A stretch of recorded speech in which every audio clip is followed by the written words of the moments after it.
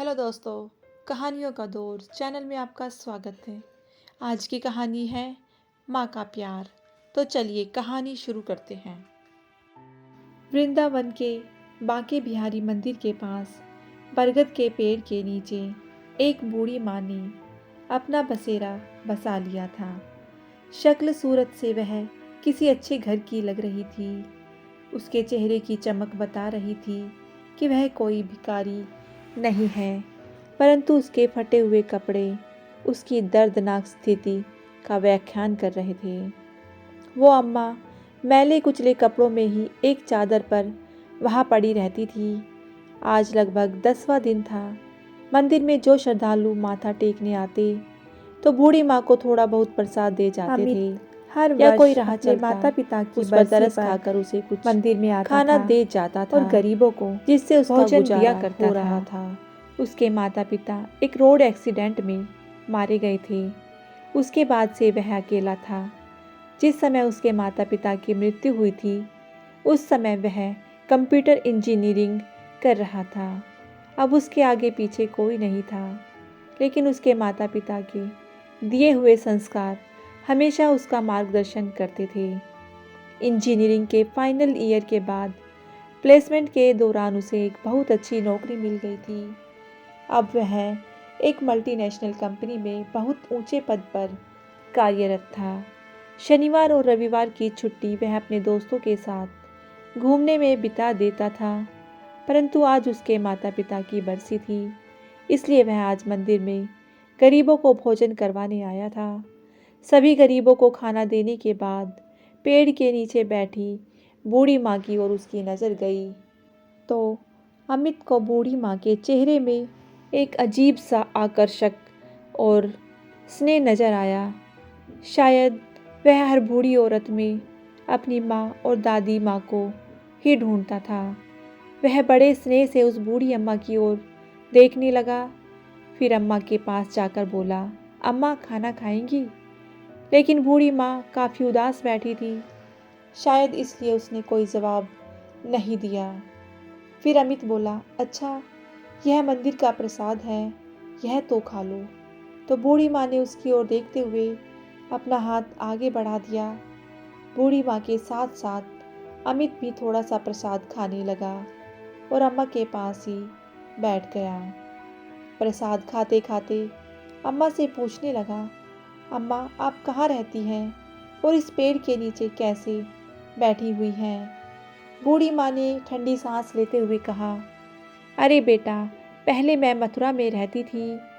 वहाँ मेरा अपना एक बड़ा सा शानदार घर है। मेरे पति की मृत्यु हो चुकी है। जब तक मेरे पति जीवित थे तब तक मुझे रानी बनाकर रखते थे, परंतु पति के स्वर्गवास के बाद धीरे धीरे अपने ही बेटे बहू को मैं खटकने लगी थी। बहू तो मेरा चेहरा भी देखना नहीं चाहती थी। एक दिन मेरा बेटा मुझसे बोला, चलो अम्मा, आज तुम्हें वृंदावन घुमाकर लाता हूँ। बांके बिहारी के मंदिर चलते हैं और दर्शन करके आते हैं। मेरा बेटा मुझे अपनी कार में बिठाकर लाया था और मुझे इस मंदिर के किनारे बिठाकर यह कहकर चला गया कि कुछ ज़रूरी काम से जा रहा हूँ, 2 घंटे लग जाएंगे आने में। मैंने तो बेटे से कहा था कि मुझे भी साथ ले चल, परंतु वह नहीं माना। देखते देखते आज 10 दिन हो गए हैं। इंतज़ार करते करते मेरी आंखें पथरा गई हैं, परंतु ना तो मेरा बेटा आया और ना ही उसकी कोई खबर। अब मैं समझ चुकी हूँ कि मेरा बेटा यहाँ मुझे क्यों लेकर आया था, क्योंकि उसकी पत्नी मुझे बिल्कुल भी पसंद नहीं करती थी। इसलिए मुझसे छुटकारा पाने के लिए मुझे यहाँ कान्हा जी की शरण में छोड़कर चला गया। कहते कहते बूढ़ी माँ की आंखें नम हो गई और चेहरा मुरझा गया। अमित के मन में उसकी स्वर्गवासी दादी और उसकी माँ की छवि दोनों एक साथ उभर आई और उसकी आंखों में आंसुओं की बूंदें छलक उठी। गरीबों को बांटने के बाद जो खाना बचा था उसने झट से निकाला और बूढ़ी माँ की चादर पर रख दिया। एक निवाला तोड़ा और अम्मा के मुंह में डाला और खुद भी खाने लगा। उसे ऐसा एहसास हो रहा था कि मानो वह अपने किसी परिवार के सदस्य के साथ खाना खा रहा हो। वह अम्मा के साथ कुछ देर वहीं बैठकर बातें करता रहा। अपने माता पिता की मृत्यु के बाद एकदम अकेला सा पड़ गया था। बिना अपने माता पिता के उसे अपना घर काटने को दौड़ता था, इसलिए वह अपने घर में रहना ज़्यादा पसंद नहीं करता था। किसी किसी दिन तो वह अपने घर में कदम तक नहीं रखता था। दोस्तों के साथ घूमकर अपने दर्द को कम करने की कोशिश करता था, परंतु आज बूढ़ी माँ से थोड़ी देर के लिए उसने बातचीत की तो उसे एक अपनापन सा महसूस हुआ। उसने अम्मा से पूछा, अम्मा क्या आप मेरे साथ मेरे घर पर चलोगी? तो बूढ़ी माँ ने कहा, बेटा, जब मेरा अपना खून, मेरा अपना बेटा है जिसे मैंने जन्म दिया और पाल पोस कर बड़ा किया, जब वही मुझे नहीं रख सका तो तू मुझे अपने घर में ले जाकर क्या करेगा? जब मेरा अपना बेटा ही मेरा ना रहा तो मैं दूसरों से क्या उम्मीद लगाऊंगी? रहने दो बेटा, मुझ पर दया मत करो। मैं यहीं बांके बिहारी की शरण में रहकर अपना जीवन जैसे तैसे गुजार लूँगी। अमित बोला, मेरे माता पिता एक घटना में स्वर्गवासी हो गए और मैं इस दुनिया में बिल्कुल अकेला रह गया हूँ। अब मेरे घर में मेरे अलावा और कोई नहीं है। आपका बातचीत करने का ढंग मेरी दादी से बिल्कुल मिलता जुलता है। आपको देखकर मुझे मेरी दादी की याद आती है। यदि आप मेरे साथ रहेंगे तो मुझे बहुत अच्छा लगेगा। यकीन मानो, मुझे कोई दिक्कत नहीं होगी, उल्टा मुझे आपका सहारा मिल जाएगा। दिन भर काम करने के बाद जब मैं घर लौटूंगा तो कम से कम देखने के लिए आपकी सूरत तो होगी। अगर आपसे हो सके तो मेरे लिए खाना बना दिया करना और घर की देखभाल कर लेना। आपको भी रहने के लिए घर मिल जाएगा और मुझे भी अपनी माँ और दादी के प्यार की ठंडी छाँव मिल जाएगी। तभी अम्मा ने कहा, बेटा, तुम भावनाओं में बहकर यह बात कह रहे हो, परंतु मुझे मालूम है कि 2 दिन में ही मैं तुम्हें बोझ लगने लगूंगी और फिर तुम भी मुझे निकाल दोगे। ना बाबा ना, मैं यही अच्छी हूँ अपने बांके बिहारी की शरण में। अम्मा, क्या किसी को अपने माता पिता भी बोझ लगते हैं? हाँ, दुनिया में कुछ लोग ऐसे हो सकते हैं, परंतु सारे तो नहीं। अम्मा, जिसके सर पे माँ बाप का साया हट जाता है वह कितना अकेला रह जाता है, मुझसे बेहतर कौन जानता होगा। मेरी दादी भी आपकी तरह बहुत प्यारी थी और मेरे माता पिता ने उनका बहुत ख्याल रखा था। वे उनसे बहुत प्यार करते थे, परंतु आज मेरे घर में कोई नहीं है। मुझे मेरी दादी और माँ की बहुत याद आती है।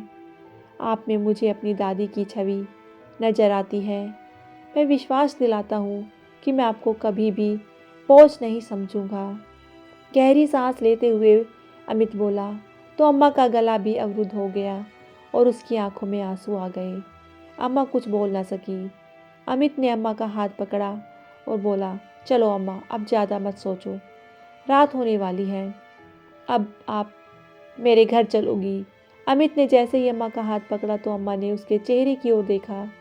अमित की आंखों में अम्मा को सच्चाई नजर आ रही थी। उन्हें लगा कि शायद कान्हा जी ने ही अमित को उसके पास भेजा है। अमित ने अम्मा को अपनी बाइक पर बिठाया और घर ले गया। इस घटना को आज 4 महीने हो चुके थे।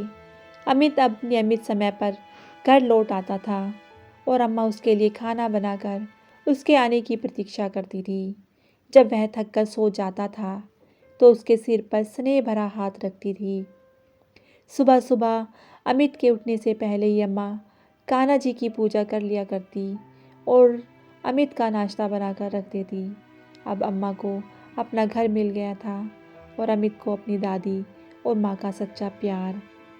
दोनों एक दूसरे का साथ पाकर बहुत खुश थे। रात को अमित काफ़ी देर से सोया था तो अगले दिन जब सुबह ऑफिस जाने का समय हुआ तब तक उसकी नींद पूरी नहीं हुई थी।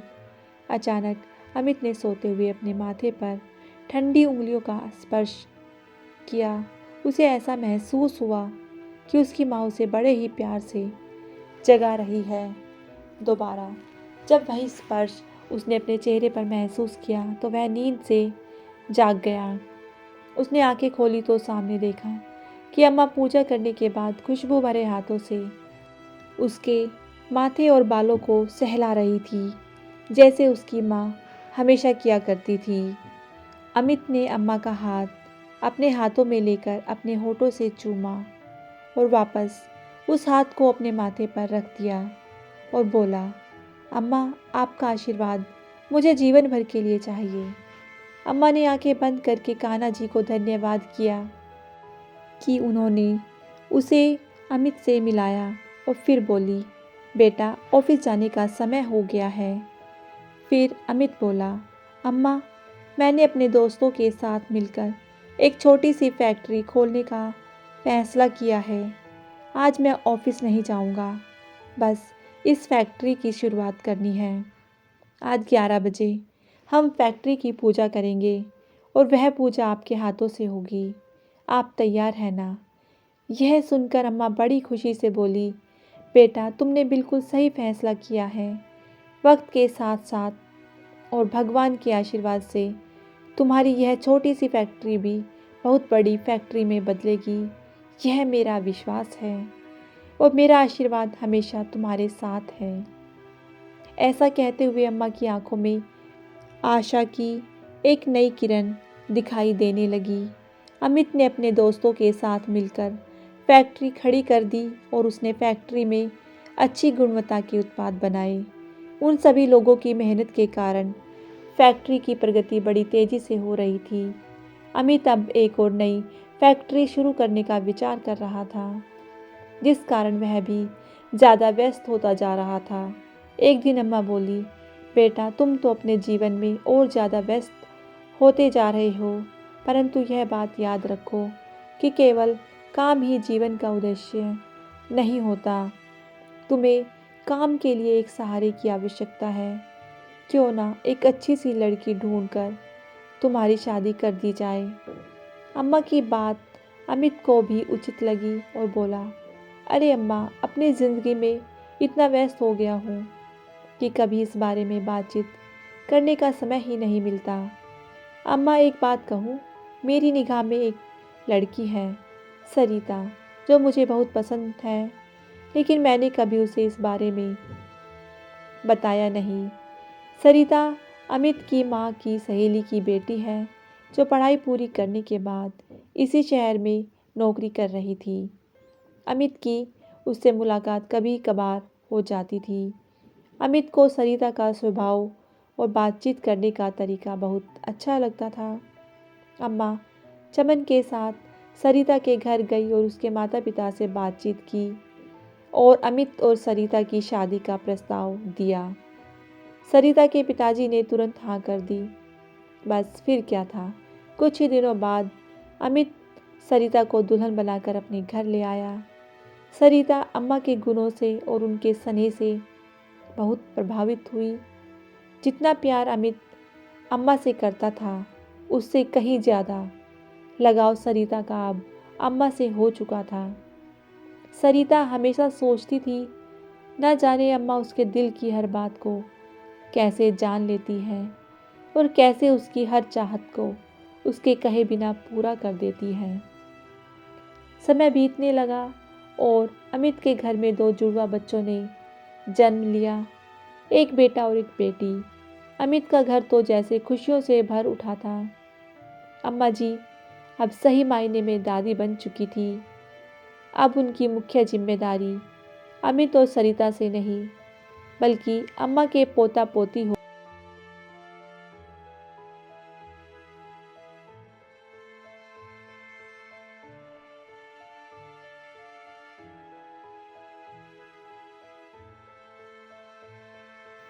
बिना दादी के तो दोनों बच्चे एक समय का खाना तक भी नहीं खाते थे।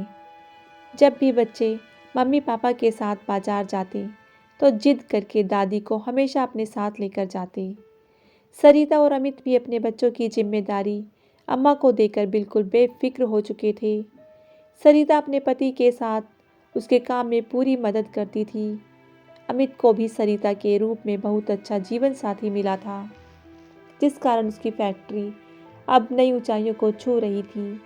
उसकी फैक्ट्री की शाखाएं अब देश के अलग अलग शहरों में स्थापित हो चुकी थी, जिसमें हजारों कर्मचारी कार्यरत थे। उधर अम्मा का बेटा निशांत, जो अम्मा को दर दर की ठोकरें खाने के लिए छोड़कर चला गया था। उसने अपनी माँ के साथ जो गलत व्यवहार किया था, पल पल उसे कचोटता था। आने वाले हर पल के साथ उसका अपराध बोध बढ़ता ही जा रहा था। अपने घर के झगड़ों से दुखी होकर और अपनी पत्नी के साथ सुखी जीवन जीने की चाह में अपनी माँ का त्याग कर दिया था। परंतु उस दिन के बाद से उसका अंतर मन हाहाकार कर रहा था, जिसे वह किसी के साथ भी साझा नहीं कर पा रहा था। अब उसके घर में केवल उसकी पत्नी का ही एक छत्र राज था। अब वह अपनी मर्जी के अनुसार खर्च करती थी और दुकान में से मन मर्जी का पैसा निकालती थी। परंतु व्यवसाय से लगातार पैसा निकालने के कारण उसका जमा जमाया व्यवसाय, जो उसके पिता के द्वारा खड़ा किया गया था, घाटे में जाने लगा, जिसके कारण अंततः उसे दुकान बंद करनी पड़ी। दुकान बंद करने के बाद के कुछ दिन बड़ी कठिनाइयों से गुजरे। अब निशांत और उसकी पत्नी को आटे दाल का भाव मालूम पड़ने लगा। फिजूल खर्ची तो दूर की बात थी, अब उनके पास घर खर्च और अपने बच्चों की आवश्यकताओं को पूरी करने के लिए भी पैसा नहीं था। निशांत का एक मित्र, जो एक बड़ी कंपनी में कार्यरत था, उसने अपने सिफारिश पर निशांत की नौकरी अपनी कंपनी में लगवा दी। इस तरह निशांत के जीवन की गाड़ी थोड़ी थोड़ी चलने लगी। निशांत अब कंपनी में बहुत मन लगाकर काम कर रहा था, जिस कारण उसे फैक्ट्री में बहुत मान सम्मान मिलने लगा। अब वह फैक्ट्री का एक महत्वपूर्ण कर्मचारी बन चुका था। निशांत की कंपनी में स्थापना दिवस पर वार्षिक महोत्सव मनाया जाना था और सभी कर्मचारियों को उनके काबिलियत के आधार पर पुरस्कार वितरित किए जाने थे। निशांत को अपनी मेहनत और योग्यता के आधार पर पुरस्कार दिया जाना था, जो कि उसकी कंपनी के मालिक के द्वारा दिया जाना था। नियत तिथि पर पुरस्कार वितरण समारोह शुरू हुआ और यह पहली बार था कि जब कंपनी के मालिक अपने सभी फैक्ट्री कर्मचारी के साथ रूबरू हो रहे थे। आज का दिन निशांत के लिए बहुत खास था। मैनेजिंग डायरेक्टर अपनी पत्नी, माँ और बच्चों के साथ समारोह में आए थे। जब समारोह शुरू हुआ और पुरस्कार वितरण के लिए कंपनी के डायरेक्टर साहब से अनुरोध किया गया, तो वह स्टेज पर आए और कहने लगे कि आज हमारी कंपनी के लिए एक बहुत बड़ा दिन है, परंतु आज हमारी कंपनी जिस स्थिति में है वह केवल और केवल हमारी अम्मा जी के आशीर्वाद से ही है। यदि अम्मा जी की प्रेरणा नहीं होती तो ना तो आज कंपनी होती और ना ही मैं इस पद पर होता। इसलिए पुरस्कार वितरण के लिए मैं अम्मा जी को बुलाना चाहूँगा। अम्मा जी, कृपया आप स्टेज पर आएं और अपने हाथों से सभी योग्य कर्मचारियों को पुरस्कार वितरण कीजिए। अमित के बुलाने पर अम्मा स्टेज पर पहुंची और उनकी आंखों से अश्रुधारा बह निकली। कर्मचारियों के नाम अनाउंस किए गए और अम्मा उन्हें एक एक करके पुरस्कार देती गई। तभी एक नाम की अनाउंसमेंट हुई, जिसे सुनकर अम्मा जी के चेहरे पर ना जाने कितने भाव एक साथ आ गए। नाम पुकारा गया निशांत मिश्रा। सामने से आने वाला व्यक्ति भी कुछ जाना पहचाना लग रहा था। अम्मा ने ध्यान से देखा तो सचमुच वह उनका बेटा ही था, निशांत मिश्रा, जो उन्हें तीर्थ यात्रा का झांसा देकर बड़ी ही बेदर्दी से छोड़ गया था, जिसके बाद उसे अपनी माँ का ख्याल तक नहीं आया। अम्मा सोचने लगी कि अब तक तो शायद मैं तड़प कर मर गई होती यदि मेरा बेटा अमित मुझे ना ले जाता। प्यार और नफरत के भाव एक साथ अम्मा के चेहरे पर उभर आए। अम्मा को ऐसा महसूस हुआ कि जैसे दुनिया बड़ी तेजी से घूम रही है। बड़ी मुश्किल से उन्होंने स्वयं को संभाला और किसी अपरिचित की तरह निशांत को पुरस्कार थमा दिया और अपना मुंह दूसरी तरफ फेर लिया। निशांत ने ध्यान से देखा कि पुरस्कार देने वाली महिला कोई और नहीं, उसकी अपनी माँ थी। देखते ही देखते उसके पसीने छूटने लगे और वह अपनी माँ के पैरों में गिर पड़ा। उसे विश्वास नहीं हो रहा था कि उसकी माँ, जिसे उसने दर दर की ठोकरें खाने के लिए छोड़ दिया था, आज इतने बड़े साम्राज्य की मालकिन है। निशांत ने अपनी माँ से हाथ जोड़कर माफ़ी मांगी और कहा कि माँ, अब आप मेरे साथ अपने घर चलेंगी। कैसा घर, कैसी माँ? मेरा बेटा तो उसी दिन मर चुका था जिस दिन वह मुझे मंदिर के बाहर छोड़कर चला गया था। आज ना तो मैं तुम्हारी माँ हूँ, ना ही तुम मेरे बेटे।